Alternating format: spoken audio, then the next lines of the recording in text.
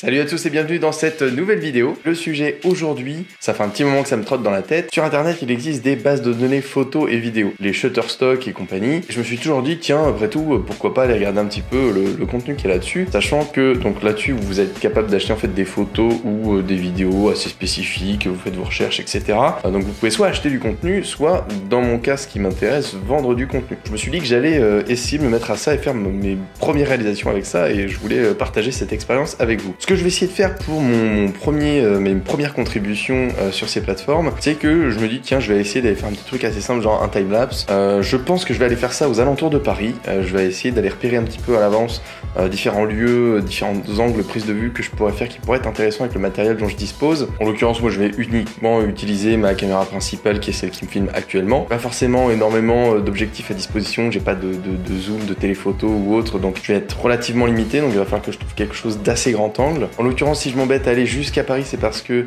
je sais que le soir, en semaine, hors période de vacances, c'est un endroit où je trouverai toujours de l'activité et du monde. Effectivement, si vous avez déjà commencé à créer quelques timelapses par vous-même, vous êtes rendu compte assez rapidement que les timelapses les plus intéressants sont ceux où il y a beaucoup de mouvement. C'est-à-dire que des passants, des voitures, etc.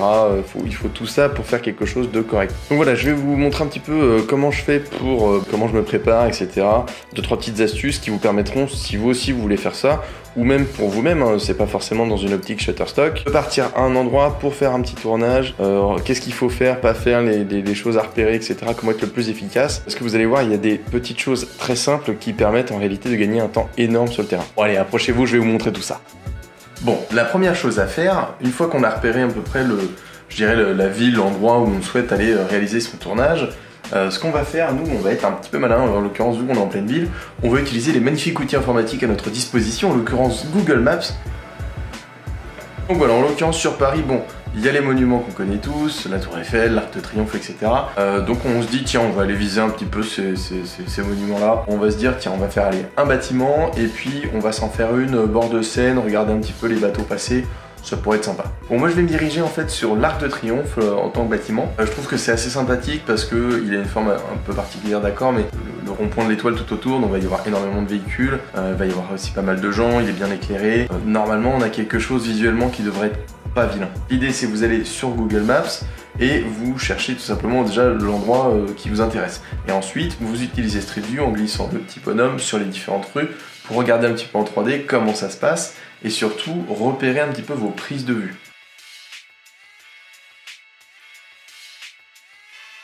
Voilà, bon là on est sur l'Arc de Triomphe sur Google Maps, bon je peux bouger un petit peu, voilà tout ça. Bah, je vais regarder tout simplement déjà les différents angles possibles, parce qu'il y a tout un tas d'avenues, laquelle m'intéresse et où est-ce que je vais me positionner, sachant que bien évidemment je peux pas me mettre partout.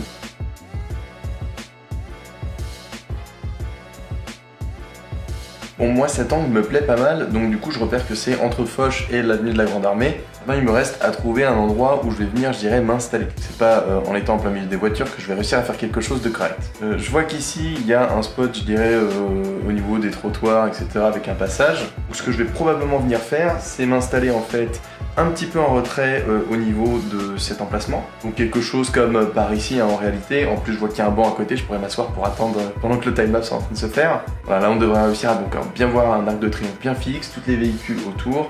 En plus de ce côté-là, je dirais il y a un peu plus de bâtiments à l'arrière-plan, donc du coup de lumière, etc., de choses qui vont bouger. Alors que si je regarde de l'autre côté, c'est plutôt des arbres, etc., donc ça va être moins intéressant.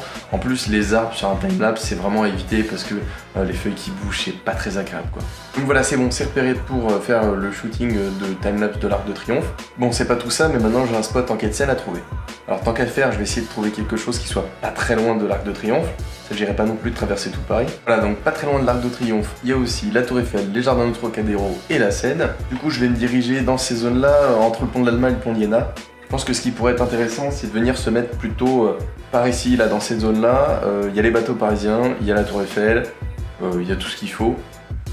Donc je vais aller me téléporter là-dedans pour voir un peu où est-ce que je pourrais me positionner. Je pense que là, typiquement, on est pas mal. Sur un grand angle, ça devrait réussir à rendre quelque chose. Ça fait qu'en premier plan, j'ai vraiment la Seine. Je vais avoir des bateaux qui vont passer, effectivement, vu que c'est à côté de la Tour Eiffel. Je vais avoir la Tour Eiffel qui va briller et se mettre à clignoter avec le phare autour qui tourne sans arrêt. Voilà, donc moi j'ai fait, je dirais, ma shotlist comme ça, hein. J'ai 2 pauvres plans, c'est pas énorme.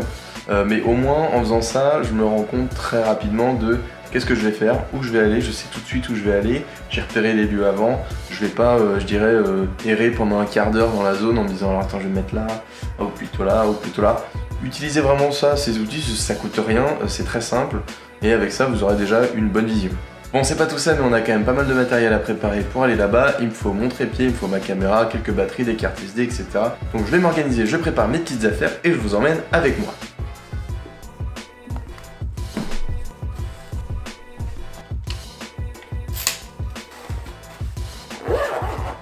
Voilà, ça y est, tout est dans le sac, on est prêt à y aller.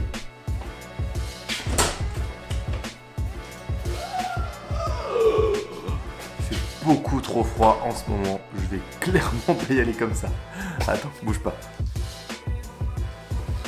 Ah voilà, c'est quand même beaucoup mieux comme ça. J'ai mon gros manteau, la grosse écharpe. Je pense que je vais me les geler. Je vais aller casser dans Paris, ça va chier.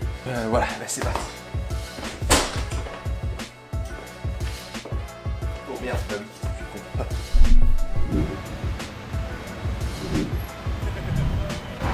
Et voilà, ça y est, on y est. Et voilà le fameux banc qu'on a repéré tout à l'heure sur internet. Donc ça c'est nickel. Par contre, manque de bol. Alors ça c'est une petite astuce qui m'est venue entre temps. Et je pense qu'effectivement j'aurais dû suivre ce conseil. Pour la plupart de ces monuments, en général vous avez des webcams en live disponibles qui vous permettent de regarder un petit peu ce qui s'y passe.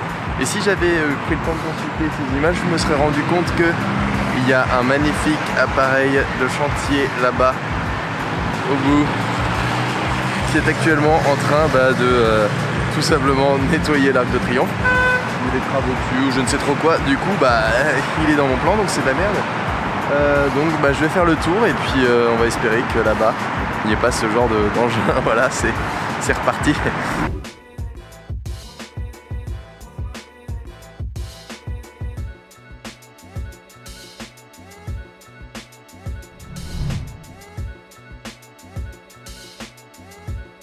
Bon voilà, ça y est, j'ai changé d'angle. Je suis quand même un petit peu mieux positionné maintenant, je pense. Donc voilà, je vais installer tout le matériel, je vais me poser quelque part et puis c'est parti, on va faire un shooting.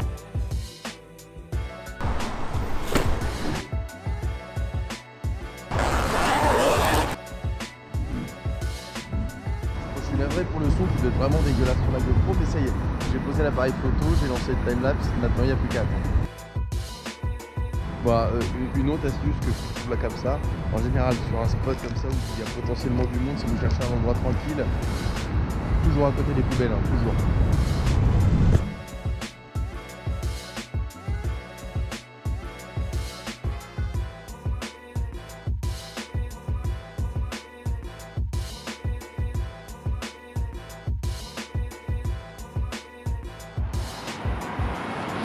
Bon allez, ça y est, le premier point est dans la boîte. Il est temps pour moi de passer au second plan, celui que j'avais dit au niveau de la scène. Allez, c'est parti.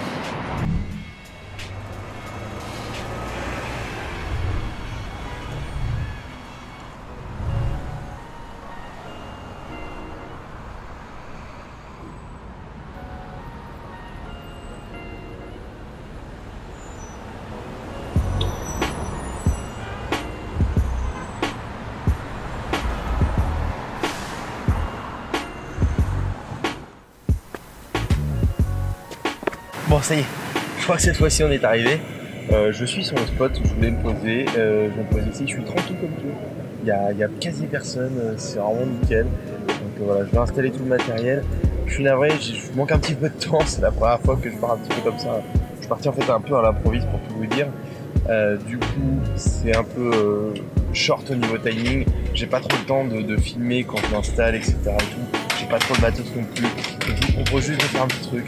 Je lance un timelapse, vous en profitez, c'est cadeau et après on se téléporte à la maison. Allez, c'est parti.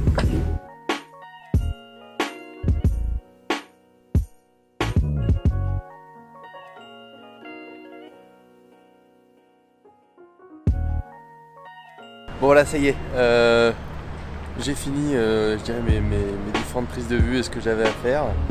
Je pense qu'on va arrêter là pour aujourd'hui. En plus c'est vraiment un froid de canard. J'ai eu de la chance, il faisait moche tout à l'heure, le temps s'est levé donc j'ai peut-être des meilleures images. Mais il fait vraiment super froid.